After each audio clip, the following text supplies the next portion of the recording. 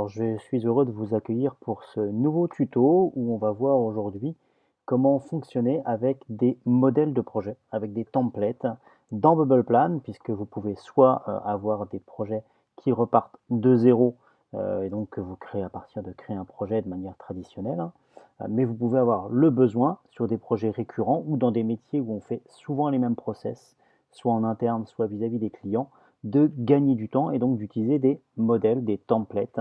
Et donc BubblePlan, vous proposez deux alternatives pour créer ces templates. La première alternative, on va la trouver directement quand on crée un projet. Vous modélisez votre projet comme d'habitude, mais ici, à droite, dans les options avancées, vous allez dérouler tout en bas et sur la dernière option, vous voyez modèle. Vous allez donc pouvoir repartir à partir d'un projet existant et aller chercher finalement n'importe quel projet comme modèle. Donc vous pouvez vous nommer certains projets qui sont des projets templates comme cela, template, modèle que vous retrouvez plus facilement, mais vous pouvez logiquement repartir de ce que vous souhaitez pour créer ce projet. Qu'est-ce qui se passe dans ce cadre-là?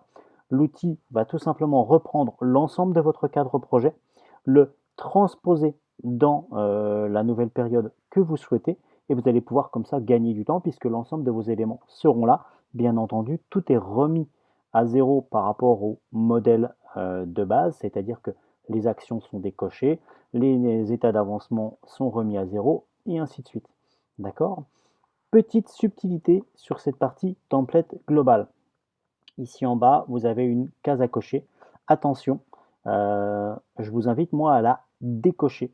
Tout simplement parce que si vous la gardez en mode adapté automatiquement à la date de fin, qu'est-ce qui va se passer?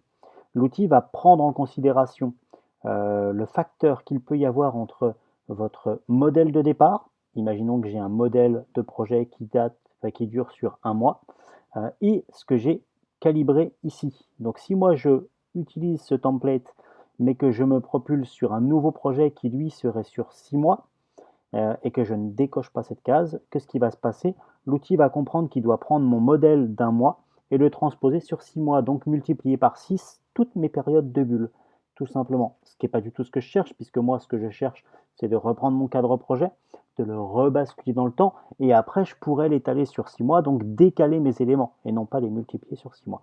Donc voilà, attention à cette petite subtilité. Pensez bien ici à décocher la case si vous ne voulez pas tout simplement multiplier par un nombre factoriel l'ensemble des durées de vos éléments. L'autre chose, et on va aller la chercher tout de suite, l'autre template, ici, on va créer un projet.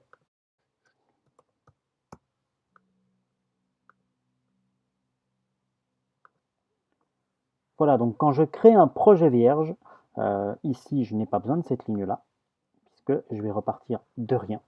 Et ce qui va m'intéresser, c'est la fonction qu'on retrouve ici qui s'appelle import modèle.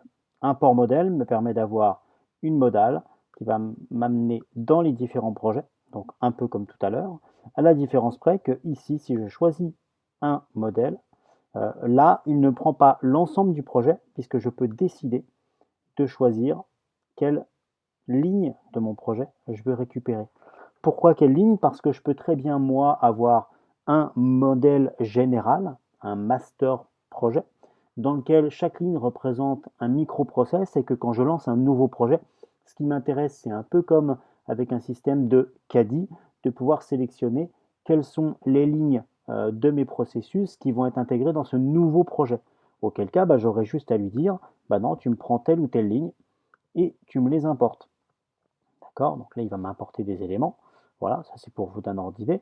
L'intérêt aussi de cet import modèle, c'est que, à la différence du premier système de template où on prend tout le cadre projet et c'est tout, là, je peux importer également d'autres projets.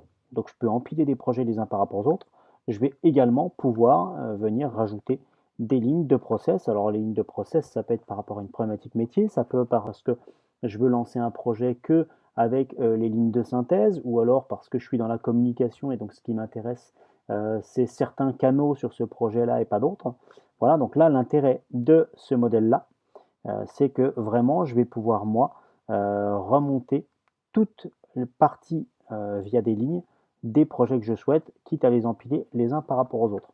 Dernière petite subtilité sur ce deuxième format de template, on l'a vu ici, je vais vous donner donc quelques consignes sur cet aspect-là, c'est que vous pouvez donc cocher la case pour l'ajuster aux dates, c'est-à-dire démarrer à la date qui vous intéresse. Si vous ne cochez pas, qu'est-ce qui va se passer? L'outil va importer vos éléments, mais il va les importer comme ils sont de l'autre côté dans le modèle. Donc ce qui vous intéresse, vous, c'est de le démarrer à la date de début du moment. D'accord? Et dernière petite option qu'on voit ici, c'est le fait de fusionner les lignes. Et donc dans ce cadre-là, vous pouvez sans aucun problème décider non pas de choisir toutes les lignes, mais décider tout simplement que ces lignes-là doivent se fusionner ailleurs dans votre projet. Et donc là, l'outil va vous proposer de décider avec quoi vous fusionnez telle ou telle ligne. D'accord? Tout simplement. Une fois que vous avez fait tout ça, vous importez et tout va remonter dedans. C'est extrêmement simple.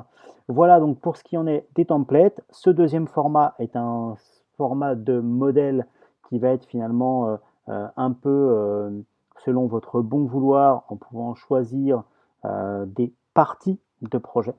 Alors que l'autre qu'on a vu tout à l'heure, qui se retrouve donc dans la partie créer un projet, je vous le remontre rapidement avant d'arrêter ce tuto, qui est ici, lui vous permet de repartir de la totalité du projet. Bien entendu, dans les deux cas, il faudra ensuite changer à la marge votre projet. Voilà pour ces notions autour des templates de Bubble Plan et donc des deux formats possibles pour vous faire gagner du temps dans la récurrence de vos activités. Je vous souhaite une bonne journée et je vous dis à très bientôt pour d'autres possibilités de tutos et d'autres explications de nos fonctionnalités.